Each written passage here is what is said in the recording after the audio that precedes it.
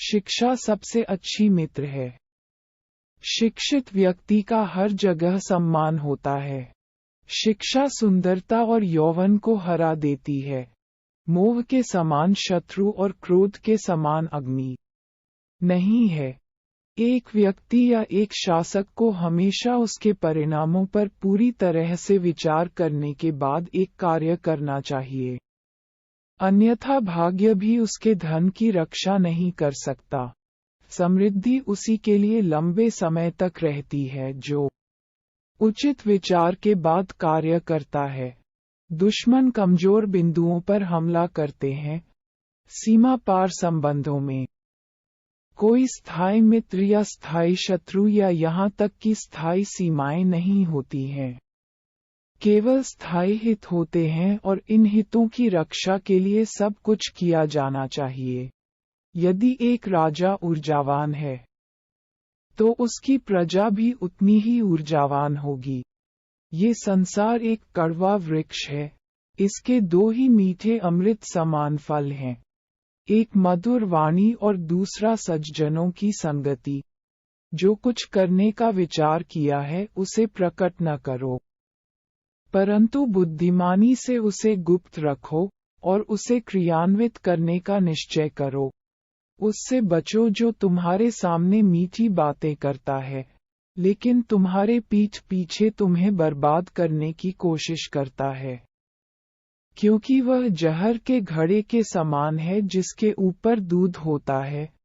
जो ज्ञान की खोज में है उसे सुख की खोज छोड़ देनी चाहिए, और जो आनंद की खोज में है उसे ज्ञान की खोज छोड़ देनी चाहिए। वह जो अपने परिवार के सदस्यों से अत्यधिक जुड़ा हुआ है, भय और दुख का अनुभव करता है, क्योंकि सभी दुखों की जड़ आसक्ति है। इस प्रकार प्रसन्न रहने के लिए आसक्ति का त्याग करना चाहिए। ज्ञान को व्यवहार में लाए बिना खो जाता है। अज्ञानता के कारण मनुष्य खो जाता है। एक सेनापति के बिना एक सेना खो जाती है और एक स्त्री पति के बिना खो जाती है।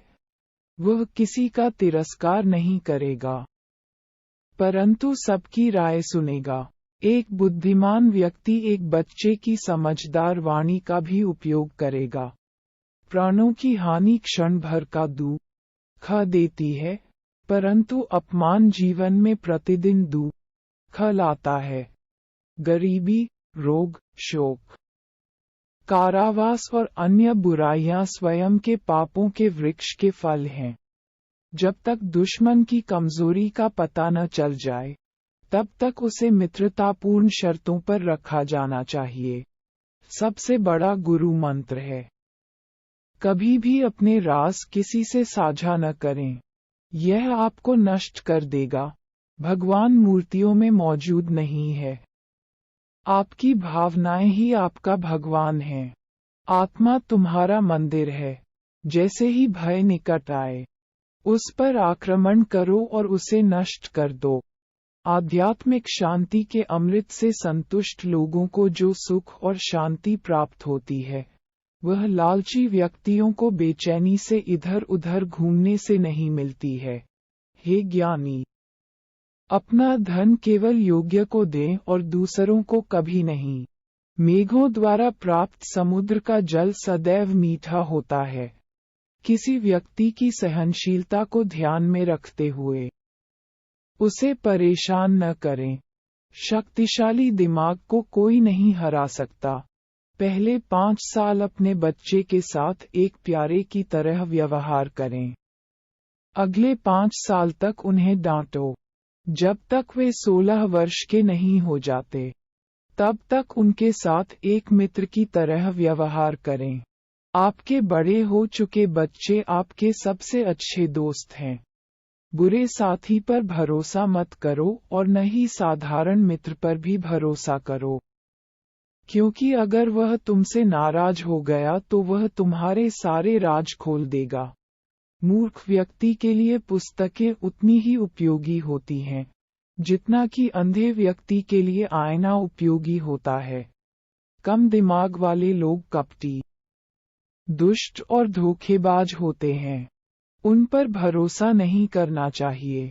नीच बुद्धि वालों पर विश्वास करना नीति में भूल और व्यर्थ है, क्योंकि वे भरोसे के लायक नहीं हैं। प्रशासक को नीच बुद्धि वालों पर विश्वास करके विपत्ति को निमंत्रण नहीं देना चाहिए।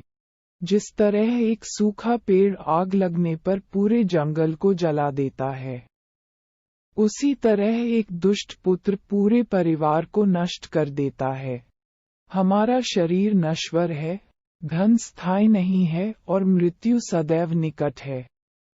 इसलिए हमें तुरंत पुण्य के कार्यों में संलग्न होना चाहिए। जो धन के लेन देन में, ज्ञानार्जन में, खाने में और व्यापार में लज्जा का त्याग करता है, वह सुखी होता है। जिसका ज्ञान किताबों तक ही सीमित है और जिसका धन दूसरों के कब्जे में है, वह जरूरत पड़ने पर न तो अपने ज्ञान का उपयोग कर सकता है और न ही धन का। हमें अतिथि के लिए चिंतित नहीं होना चाहिए, न ही हमें भविष्य के बारे में चिंतित होना चाहिए। समझदार लोग केवल वर्तमान में रहकर अपना कार्य करते हैं। महिलाओं में पुरुषों की तुलना में भूख 2 गुनी, लज्जा 4 गुना, साहस 6 गुना और वासना 8 गुना होती है। कोई व्यक्ति कर्म से महान होता है, जन्म से नहीं। कोई काम शुरू करने से पहले हमेशा अपने आप से 3 प्रश्न पूछें। मैं ये क्यों कर रहा हूँ? इसके परिणाम क्या हो सकते हैं और क्या मैं सफल हो सकता हूँ?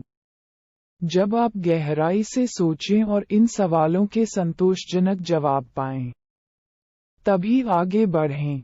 वासना के समान विनाशकारी कोई रोग नहीं है। कोई व्यक्ति किसी ऊंचे आसन पर बैठने से नहीं, बल्कि उच्च गुणों से महान बनता है। एक महलनुमा इमारत की चोटी पर बैठने से कौवा चील नहीं बन जाता। सद्गुणी और फलों से लदे वृक्ष झुकते हैं, परंतु मूर्ख और सुखी लकड़ियां टूट जाती हैं, क्योंकि वे झुकते नहीं।